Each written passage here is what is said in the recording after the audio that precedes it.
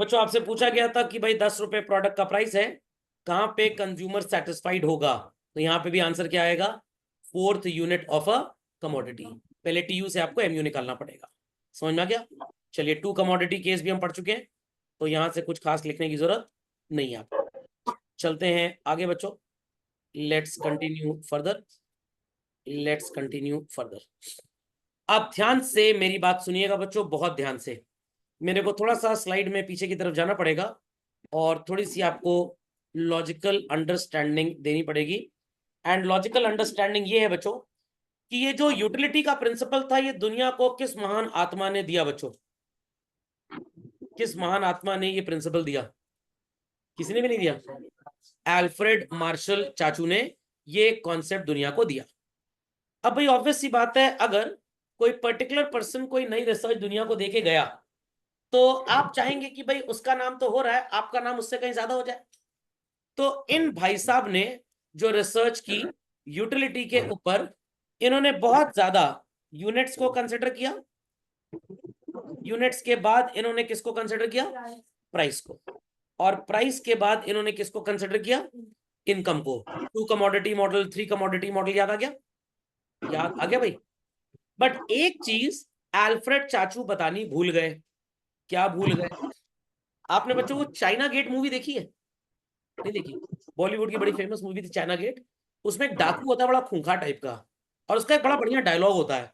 कोई बता सकता है क्या था वो डायलॉग? मेरे मन को भाया, मैं कुत्ता काट के खाया। समझ में आ गया? तो मन की बात की है उसने। किसकी बात की है? मन की बात। तो जे आर हिक्स भी मन की बात कर रहे हैं। किसकी बात कर रहे हैं? मन की। क्योंकि जे आर हिक्स साहब को लगा, अगर मैं प्राइस और इनकम के बेसिस पे कोई थ्योरी दुनिया को देकर जाऊंगा, तो मेरी थ्योरी को सब क्रिटिसाइज करेंगे बोल के कि भाई ये थ्योरी तो ऑलरेडी किसने दी है? अल्फ्रेड मार्शल ने। आप कुछ बेटर देके जाइए दुनिया को, और हमारे पास कुछ बेटर देने को है ही नहीं। तो इन्होंने सोचा कि भाई मैं बात करूंगा what is called as taste and preference की। किसकी बात करूंगा मैं? टेस्ट एंड प्रेफरेंस की। अगर आप किसी भी पर्टिकुलर कमोडिटी को खरीदते हैं बच्चों, अपने पैसे लग रहे होंगे रेस्टोरेंट में, तो इंसान मेन्यू को राइट साइड से देखेगा, और किसी दोस्त की बर्थडे पार्टी में जाएगा तो मेन्यू को लेफ्ट साइड से देखेगा। Is that clear? तो जे आर हिक्स साहब ने बोला, I will be talking on what taste and preference. रुक जाइए, प्रेफरेंस की स्पेलिंग को ठीक कर दूं पहले। चलिए, नहीं सही थी शायद, सही थी। हाँ, तो he said that I will be talking on what taste and preference. तो इन भाई साहब ने टेस्ट एंड प्रेफरेंस की कोई बात ही नहीं की। उसके बेसिस पे कंज्यूमर कब सेटिस्फाइड होगा? The approach, the theory is named as what children? Indifference curve approach. Fundamental logic is clear? Alfred Marshall थोड़े कम पढ़े लिखे नहीं थे, बट अगेन जो पहला होता है वो थोड़ा कमजोरी होता है, दूसरा वाला और बैटरी होता है उससे। इन्होंने पहले 1 कमोडिटी मॉडल दिया, फिर इनके डिसाइपल्स ने 2 कमोडिटी। इन भाई साहब ने डायरेक्टली स्टार्ट ही 2 कमोडिटी मॉडल से ही किया। ट्रेडिशनल यूनिवर्सिटीज में इंडिया में पहले ग्रेजुएशन कोर्सेज आए और फिर पोस्ट ग्रेजुएशन, फिर बाद में उन्होंने ज्वाइंट सर्टिफिकेशन स्टार्ट किया।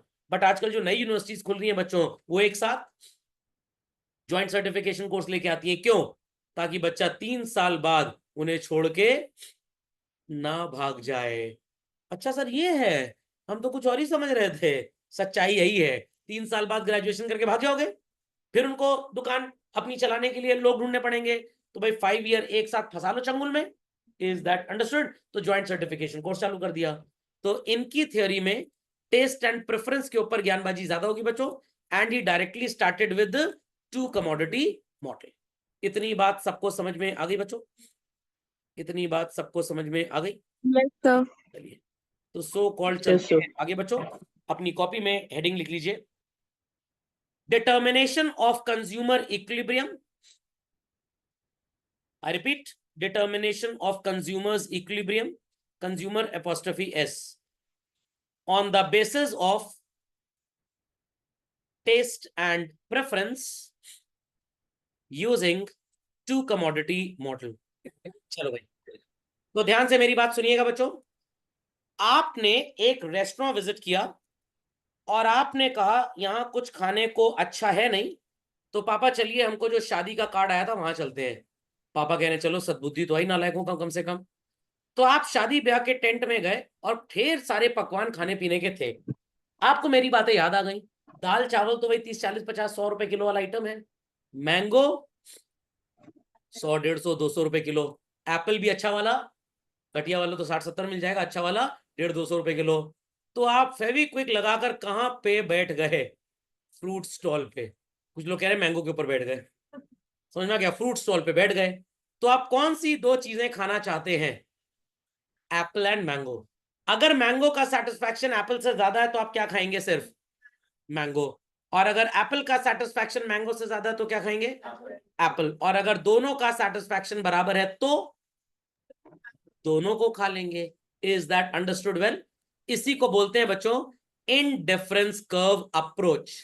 आप एक पर्टिकुलर टाइम पे किन्हीं दो कमोडिटीज को जब कंज्यूम करते हैं, and when the time changes, बच्चों क्या जरूरी है कि टाइम के चेंज होने से इन दोनों का सेटिस्फैक्शन सेम रहेगा? नो। आज अगर मैं आपको एक ग्लास कोल्ड कॉफी दे दूं और साथ में टिक्की दे दूं आलू की, तो वो खाने में आपको जितना सेटिस्फैक्शन मिलेगा, क्या आज से 6 महीने के बाद एग्जैक्टली वही सेटिस्फैक्शन मिलेगा? इट में change. I repeat children, it में चेंज। खोपड़े में बात गई कि नहीं गई? खोपड़े में बात गई कि नहीं गई बच्चों? समझ में आ गई बात? समझ में आ गई बात? So according to this approach, consumer can rank the bundle and tell which is the best based on preferences. एक छोटा सा एग्जाम्पल मैं आपके सामने लिखने वाला हूं, जिससे आपको एक इकोनॉमिक्स की पुरानी थ्योरी याद आ जाएगी। और अगर ना याद आए तो आप समझ लीजिएगा कि आपकी पढ़ाई लिखाई का बंटा धार है, एकदम एकदम बंटा धार है चिल्ड्रन। चलिए, what did I right? Conditions mango है और एप्पल है। शायद आपको याद अभी ही आ गया हो। याद आया? क्या याद आया? हाँ सर, एनीबडी कैन डांस, एक मूवी आई थी सर। बताइए व्हाट इज दिस? सोचिए सोचिए सोचिए। हाँ, पकौड़ी पकौड़ी कचौड़ी, पीपी सी। चलिए बच्चों, कंडीशन ए में 10 पीस मैंगो और 1 पीस एप्पल। कंडीशन बी में मैंगो का कंजम्पशन 10 से कितना हो गया गिर के? 7। और एप्पल का 1 से बढ़ के कितना हो गया? 2। किस फ्रूट को आपने फोरगो कर दिया? मैंगो। और कौन सा फ्रूट आपने ले लिया? एक्सीलेंट जवाब, एप्पल आपने ले लिया। खोपड़े में बात गई। तो moral of the story is this, जिस फ्रूट को आप फोरगो कर रहे हैं, फोरगो का मतलब समझते हैं? सैक्रिफाइस कर रहे हैं। ऑब्वियस सी बात है, जब आप उसको कंज्यूम नहीं कर रहे, उससे मिलने वाला सेटिस्फैक्शन कम हो जाएगा। और किस फ्रूट का कंजम्पशन मेरे एग्जाम्पल में बढ़ गया बच्चों? एप्पल का। Simple as that. आप ये काम बच्चों तभी करेंगे जब आपको दोनों से मिलने वाला satisfaction will always be same. अगर मैंगो के 3 यूनिट कम करने से जो सेटिस्फैक्शन का नुकसान हुआ, एप्पल के 1 यूनिट बढ़ाने से वो कवर अप नहीं होता, क्या आप ऐसी जाहिलियत अप्लाई करेंगे? Not at all. आपके पापा ने बिजनेस को डाइवर्सिफाई किया। अभी तक वो सिर्फ स्पोर्ट्स शूज का बिजनेस कर रहे थे। अब उनको लगा स्पोर्ट्स शूज के साथ कुछ ट्राउजर्स, जीन्स, टी शर्ट ये सब भी बेचे तो कस्टमर्स और आएंगे। तो ऑब्वियस सी बात है, दुकान का साइज तो फिक्स है, थोड़ा सा शूज का स्टॉक कम करना पड़ेगा ताकि बाकी चीजों का स्टॉक बढ़ जाए। तो भाई शूज का स्टॉक कम करने से जो सेल का नुकसान होगा, अगर टी शर्ट और ट्राउजर का स्टॉक बढ़ाने से वो प्रॉफिट जो लॉस हो रहा था, वो प्रॉफिट उसको कवर कर दे, तब तो पापा will diversify the business, else not. खोपड़े में बात गई? खोपड़े में बात गई। चलो नेक्स्ट, कॉम्बिनेशन सी। हमने 2 यूनिट फर्दर कम कर दी। किसकी कम कर दी? मैंगो की। और 1 यूनिट एप्पल की बढ़ा दी। Still are satisfaction is how much children? 100%। Is that clear? 1 unit हमने कम कर दी मैंगो की अगेन, और एप्पल की 1 बढ़ा दी। Still satisfaction is how much? समझ में आ गया? तो चाहे आप कॉम्बिनेशन ए लें, चाहे बी, चाहे सी, चाहे D, satisfaction level remains same at all levels. इतनी कहानी सबको समझ में आ गई बच्चों? इतनी कहानी सबको समझ में आ गई? पक्का? Any doubts on this? पक्का? चलिए ध्यान से सुनिएगा बच्चों। मैंगो से एप्पल में चेंजेस आते जा रहे हैं।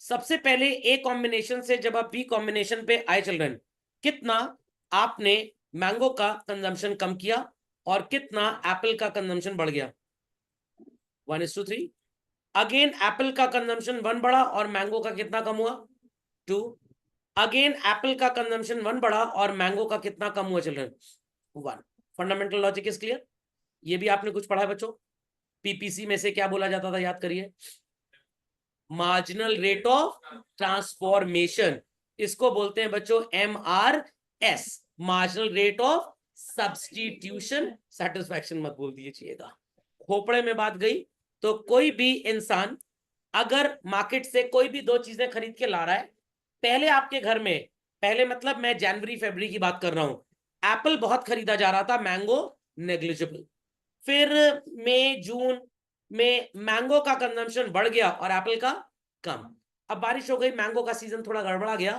तो अब मैंगो उतना अच्छा नहीं आ रहा है कुछ पर्टिकुलर वैरायटी अच्छी आ रही है ब्रीड अच्छी आ रही है सर मैंगो है कि कुत्ता उत्ता है जो ब्रीड आपने बना दी अरे एक ही बात है समझ में आ गया तो अब अगेन आपके घर में बच्चों आपने एक्सपीरियंस किया होगा मैंगो का कंजम्पशन कम हो रहा है और कौन सा फ्रूट ज्यादा खाया जा रहा है एप्पल क्योंकि एप्पल से मिलने वाला सेटिस्फैक्शन मैंगो के डिससैटिस्फैक्शन को सो कॉल्ड कवर अप कर देगा समझ में आ गई कहानी तो चाहे ए कंडीशन चाहे बी चाहे सी चाहे डी कंडीशन ले बच्चों so called all will give same level of satisfaction खोपड़े में बात गई कि नहीं गई समझ में आ गया चलिए तो झटपट ये 2 लाइन की डेफिनेशन सब लोग लिख लें बच्चों झटपट ये 2 लाइन की डेफिनेशन लिख लें आपके सामने यहां पे लिखा है बंडल 55 बंडल 4554 बंडल 3443 सुनाई पड़ रही है बातें बच्चों बातें सुनाई Yes, sir. सर ये है क्या एक्चुअली में पहले वाला यूनिट एप्पल का है और दूसरे वाला यूनिट किसका है मैंगो का या बनाना का कुछ लोग 15 वाली हरकतें कर रहे हैं केला खाना उनको चलिए रेडी एवरीबॉडी यहां पे आप 5 एप्पल 5 मैंगो खा रहे हैं this is the first preference ध्यान से सुनिएगा बच्चों यहां पे 4 एप्पल्स हैं और 5 मैंगोज हैं यस और नो अब आपके एप्पल्स कितने हो गए बच्चों बढ़ के 5 और मैंगो कितना हो गया घट के तो कहने का मतलब एप्पल का कंजम्पशन घट गया और मैंगो का कंजम्पशन बढ़ गया या कुछ भी बोल सकते हैं आप एप्पल का कंजम्पशन बढ़ गया और मैंगो का घट गया तो satisfaction level still remains same either you buy this और यू बाय दिस और you buy this all will give us exactly same degree of satisfaction खोपड़े में बात गई या नहीं गई खोपड़े में बात गई कि नहीं गई समझ में आ गया अब इसको एक और तरीके से समझ लीजिए एक और तरीके से समझ लीजिए बच्चों यहाँ पे क्या लिखा है कुछ भी नहीं लिखा फर्स्ट और यहाँ पे क्या लिखा है और यहाँ पे क्या लिखा है अगर ये स्कूल का एग्जाम होता आईटी की रैंक होती पहले एडमिशन की प्रायोरिटी किसको दी जाती फर्स्ट वाले की इससे सेटिस्फैक्शन सबसे ज्यादा मिलेगा इससे थोड़ा कम और इससे और कम तो सर तीनों को आप फर्स्ट क्यों बोल रहे थे थोड़ी देर पहले नहीं मैं बोल नहीं रहा था मैं समझा रहा था कि आप चाहे 5 यूनिट एप्पल 5 यूनिट मैंगो ले एप्पल का कंजम्पशन बढ़ा दें और मैंगो का कम कर दें तो आपस में चाहे ये कॉम्बिनेशन हो चाहे ये कॉम्बिनेशन हो इन दोनों का सेटिस्फैक्शन हमेशा सेम रहेगा but this is best this is better and this is good logic समझ में आ गया तो इसको आप लिख भी लें तो हमेशा जीवन में कंफ्यूजन नहीं होगा आपको the first one is best the second one is better and the third one is good समझ गए बच्चों बात को 3 से 4 बढ़ गया कंजम्पशन की घट गया बच्चों बढ़ गया और 4 से 3 घट गया तो चाहे आप ये वाला कॉम्बिनेशन ले 4-3 या ये वाला कॉम्बिनेशन ले बच्चों 3-4 it will give same satisfaction but सबसे अच्छा पहला उससे कमजोर दूसरा और सबसे घटिया थर्ड सबको डिफरेंस समझ में आ गया नहीं यहां पे सेटिस्फैक्शन सबसे ज्यादा होगा यहां पे इस वाले से कम होगा और इस वाले से ज्यादा बट इन दोनों का सेटिस्फैक्शन आपस में सेम होगा ये चीज मैं आपको बताना चाह रहा था इन दोनों का सेटिस्फैक्शन सेम होगा बट इनका सेटिस्फैक्शन इन दोनों से कम होगा तभी तो लिखा ना बेस्ट बेटर एंड गुड तो सबसे ज्यादा सेटिस्फैक्शन कहां पे होगा यहाँ पे उससे कम यहाँ पे और उससे कम यहाँ पे बट आपस में इन दोनों का और आपस में इन दोनों का सेटिस्फैक्शन एकदम सेम। समझ गए बात को? झटपट अपडेट कर लें बच्चों। तो let's continue further to this. So यहाँ पे कुछ हमारे अजम्पशंस हैं बच्चों, और उन्हीं अजम्पशंस के बेसिस पे हम इन थ्योरीज को प्रैक्टिकली पढ़ेंगे। आपको 3 स्टेप्स नजर आ रहे होंगे यहाँ पे, उससे पहले नहीं नजर आ रहे? नहीं नजर आ रहे? आ गए? नजर आ रही थी। सबसे पहला स्टेप क्या चल रहा है? You will prefer more mango and less apple और more apple and less mango. Assumption is this कि हमारे स्टडी में 1 यूनिट का कंजम्पशन हमेशा बढ़ेगा और 1 यूनिट का कंजम्पशन हमेशा घटेगा। बट क्या आप दुनिया की सारी चीजें खरीद सकते हैं? नो। तो जब आप लड़ाई हो जाती है किसी से, बोलते हैं ना औकात में रह के बात करना, आप क्या बोलेंगे? कॉन्स्ट्रेंट में रह के बात करना। नहीं समझे? कॉन्स्ट्रेंट का मतलब क्या होता है? लिमिटेशन। तो पीपल हैव लिमिटेड इनकम और अनलिमिटेड इनकम, इसीलिए अगर उनको ज्यादा मैंगो खरीदना है तो एप्पल कम करना पड़ेगा, या अगर ज्यादा एप्पल खरीदना है तो मैंगो कम करना पड़ेगा। Can we buy infinite? Not at all. And consumer shall be said to be in equilibrium only when his satisfaction is maximum or minimum? Maximum. Maximum. 3 बातों पे आप इसकी पढ़ाई करते हैं बच्चों, तो प्लीज कॉपी दिस क्विकली। तो चलते हैं आगे। सो यहाँ पे हमारे assumptions क्या होंगे थ्योरी के? Consumer will consume only 2 commodities, वो एक कमोडिटी को हमेशा दूसरे वाले से बेटर लेगा। Consumer income is given, given मतलब कौन पैसा देगा इसको? अरे भैया, कंज्यूमर इनकम इज गिवन का मतलब income will be constant through out the period of study. Income कभी भी इंक्रीज डिक्रीज नहीं होगी। एंड 2 चीजों के प्राइसेस भी कांस्टेंट रहेंगे, इनमें भी कोई चेंज नहीं होगा। ऐसा क्यों मान रहे हैं सर? क्योंकि बच्चों अगर प्राइस कम हो गया तो you can buy more units, और अगर प्राइस बढ़ गया तो यू विल बाय लेस। तो वो हमारी स्टडी में सही रिजल्ट्स देगा नहीं हमको, तो हमको अज्यूम करना है that prices would remain same और कांस्टेंट। समझ गए? झटपट इनको भी लिख लें, सेम असम्पशंस है जो भी आपने लिखे थे। Quick quick quick. कोई क्वेरी है तो प्लीज आज चल रहे। चलिए बच्चों, अब आपको इतनी धमाकेदार चीज मैं बता दूंगा, आपको लगेगा ये बहुत बढ़िया था सर पीपीटी में। There is a concept of consumption bundle. तो पहले आप लॉजिक को समझ लीजिए। अगर कभी भी आपको ऐसा मिले तो ये मत सोचिएगा कि अलजेब्रा का कोऑर्डिनेट ज्योमेट्री का क्वेश्चन है। समझ में आ गया? 5x and 10y। 5 का मतलब है 5 units of commodity 1 and 10 units of commodity 2। Is that clear? समझ में आ गया? तो इनको कृपया करके कोऑर्डिनेट ज्योमेट्री की तरह अप्लाई ना करें। सर दूसरा सेट दीजिए तो सर मल्टीप्लाई डिवाइड कर देते हैं सर, फिर वैल्यू वैल्यू खींच लेते हैं इसकी। तो ऐसा कुछ भी नहीं है। तो combination of 2 goods that we consume children, उसे हम क्या नाम देते हैं इस थ्योरी में? Consumption bundle. क्या बोलते हैं? Consumption bundle. समझ में आया कि नहीं आया? पक्का?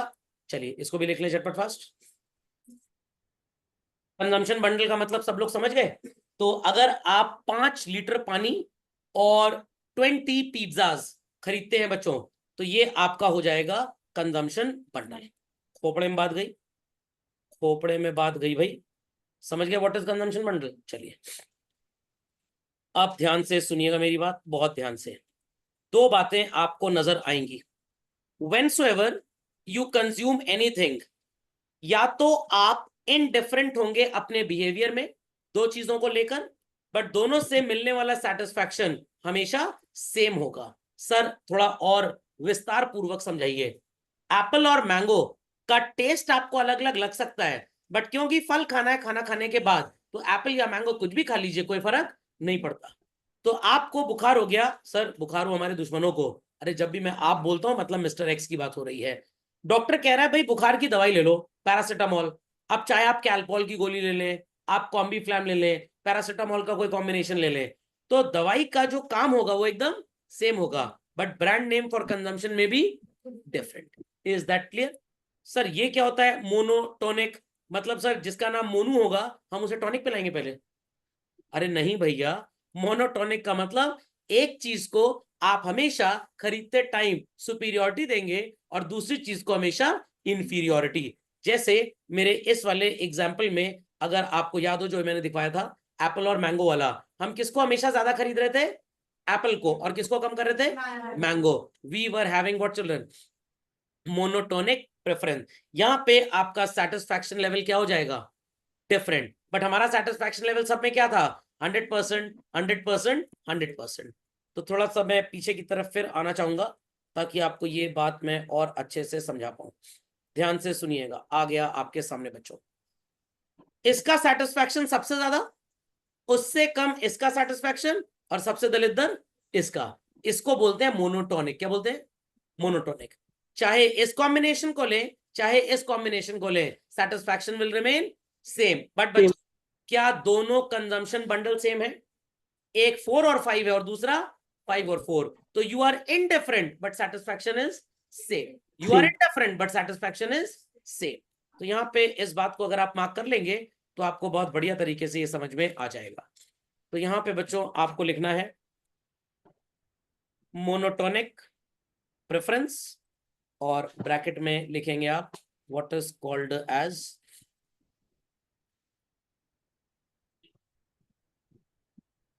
Different satisfaction. लिख दिया सबने, लिख दिया सबने भाई, समझ में आ गया? तो यहां पे सेटिस्फैक्शन सबसे ज्यादा, यहां पे उससे कम, और यहां पे उससे कम। आप सो कॉल्ड इसी को बोलते हैं बच्चों मोनोटोनिक प्रेफरेंस। समझ में आया, समझ में आया? चलिए, बट अगर मैं इन कॉम्बिनेशंस की बात करूं, 4 5 5 4, if I talk about 3 4 4 3, so these are the examples of what is called as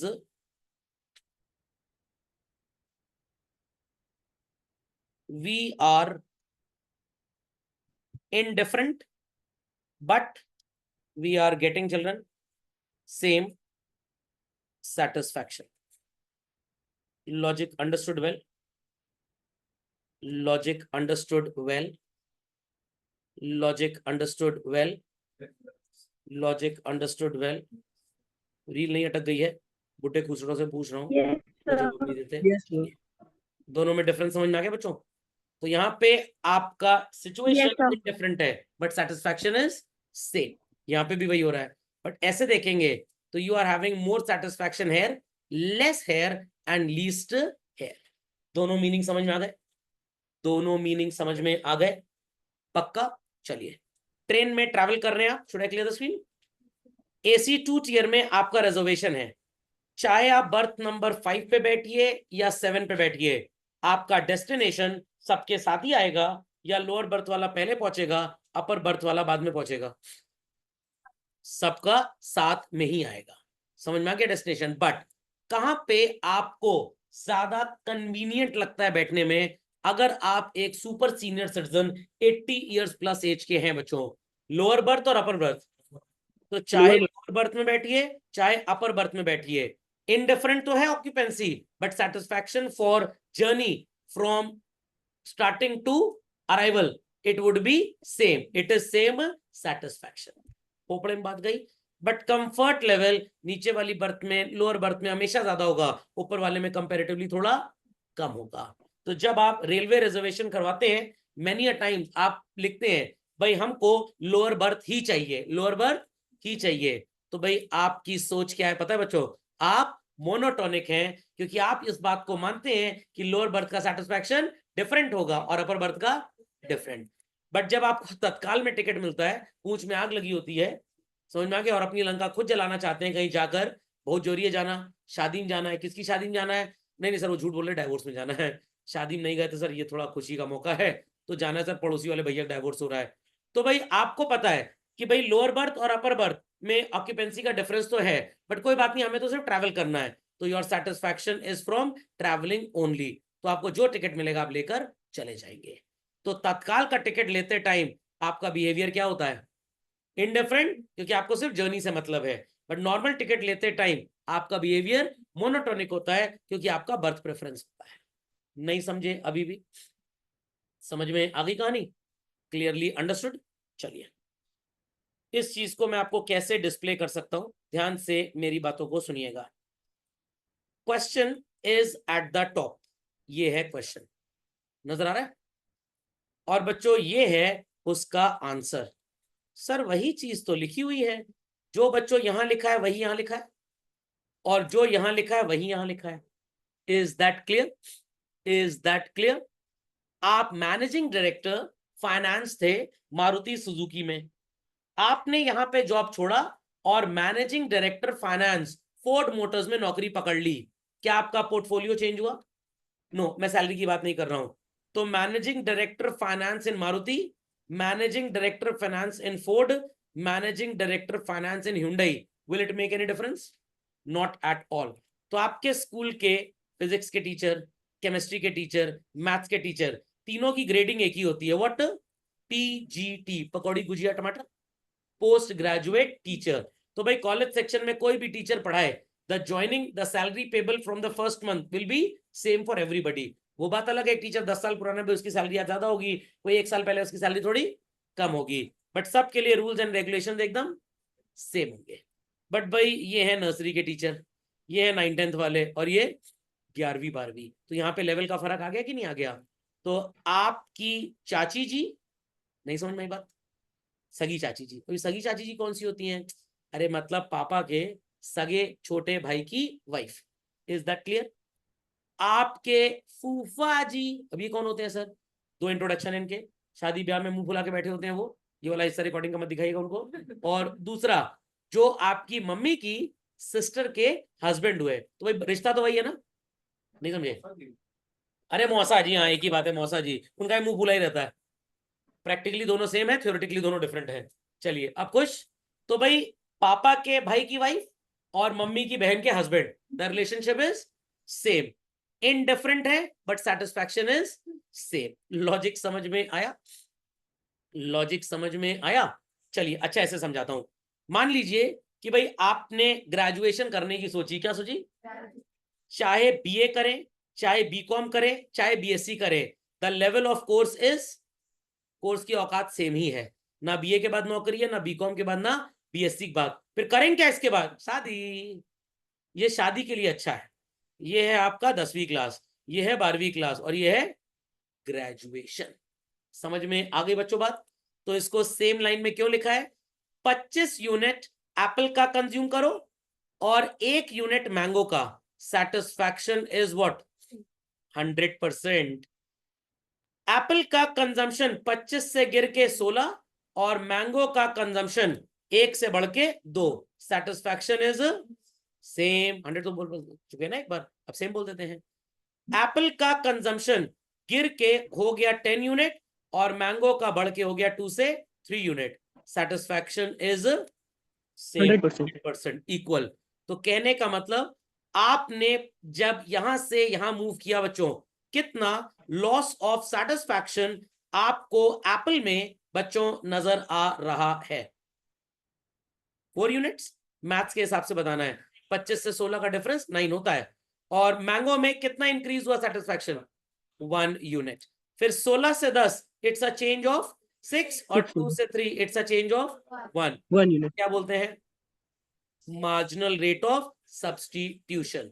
तो बच्चों इस चीज का ये मतलब है कि एक पर्टिकुलर यूनिट को आप नेग्लिजेंस की तरफ ले जा रहे हैं और दूसरे को आप प्रायोरिटी दे रहे हैं। तो यू आर इनडिफरेंट, सारी रीडिंग्स डिफरेंट है बच्चों, but your satisfaction is same. Logic समझ में आया? तो आपसे हो सकता है 3 नंबर का एक 2 कौड़ी का क्वेश्चन एग्जाम में पूछ लें, what is the meaning of consumer being indifferent but the satisfaction is same? तो आपको चौधरी बनना है और अंग्रेजी ठीक से आती है लिखनी, तो ये समझा देना है। Is that fundamental logic clear? तो चाहे वो ये ले, चाहे ये ले, चाहे ये ले, satisfaction is same. Is that clear? Agarwal साहब के घर में शादी है उनके बेटे की, गुप्ता जी के यहाँ भी शादी है उनके बेटे की, शर्मा जी के यहाँ भी शादी है उनके बेटे की। आप चाहे तो अग्रवाल साहब के यहाँ जाइए, वहां भी 1100 का लिफाफा देना, 2100 का खाना है। गुप्ता जी के यहाँ भी 1100 का लिफाफा, 2100 की खिलाई। और तीसरे कौन से भैया हमारे? शर्मा जी, इनका लड़का बड़ा फेमस है। शर्मा जी के यहाँ भी 1100 का लिफाफा और 2100 की खवाई। तो तीनों में से आप कहीं भी जा सकते हैं। Is that clear? बट आप ठहरे भोगड़े टाइप के, आप तीनों के यहाँ जाएंगे तो इनके यहाँ स्टार्टर्स खा लेंगे, इनके यहाँ मेन कोर्स, इनके यहाँ डेजर्ट और पान बंधवा लेंगे। सर अब खाया नहीं जा रहा, खाएंगे तो सब खाया हुआ बाहर चलाएगा तीनों जगह का। इनको तो बोले सीधे घर से आपके यहाँ आ रहे हैं, आज बहुत लगन था, और जब आपने सब कुछ खा लिया उल्टी करने लग गए, पता लगा स्टार्टर्स बाहर निकल रहा है जो अग्रवाल जी के यहाँ खा के आए थे। इज दैट क्लियर और नॉट? तो आप सबसे आखिरी में जिसकी पार्टी में गए मतलब वो सबसे बड़ा दलिद्र था, जिसकी पार्टी में सबसे पहले गए सबसे सगा वही था। तो आप अगर हर सब्जेक्ट को बराबर टाइम और एफिशिएंसी से पढ़ते हैं तो you are indifferent but your satisfaction is same. But अगर आप सबसे ज्यादा समय हिंदी को देते हैं, उससे कम समय फिजिकल एजुकेशन को देते हैं और उससे कम समय संस्कृत को देते हैं, तो आपको सबसे अच्छा पढ़ना क्या लगता है? Physical education, Hindi. हिंदी। कुछ भी लिखा है सर 70 तो आ ही जाएगा। और यहाँ पे भी फिजिकल एजुकेशन में कुछ भी ना लिखा है, पेपर टफ आने लग गया है। पहले तो लोग मूवी वूवी का सॉन्ग लिख के चले आते थे। ओके, और बाकी तो भाई आसानी है। खैर, समझ में आ गई बात सबको? पक्का? तो ये प्रायोरिटी दिखा रहा है, first preference, second preference and third preference. तो ये मोनोटोनिक है, ये सबसे अच्छा, ये उससे खराब और ये उससे भी खराब। तो बच्चों एक चीज बच्चियां और लिख लीजिए जो मिस्ड थी, मैंने सोचा लिख दूं, ये इससे कम, ये इससे कम और ये इससे कम। तो अपनी नॉलेज के लिए आप लिख सकते हैं बेस्ट, बेटर, बेटर। बेटर की स्पेलिंग ही बेटर नहीं है, चलिए, एंड गुड। गुड़, गुड़ खाएंगे, गुड। समझ गए बच्चों बातों को? डिफिकल्ट था बहुत ज्यादा? झटपट लिख लें। ये बात सबको समझ में आ गई, आई होप सो। चलिए, तो मोनोटोनिक प्रेफरेंस समझ में आ गया भाई सबको? पक्का? चलिए, so children, indifference curve schedule आपके सामने है, ये अगले लेक्चर में स्टार्ट करेंगे। That's all for today.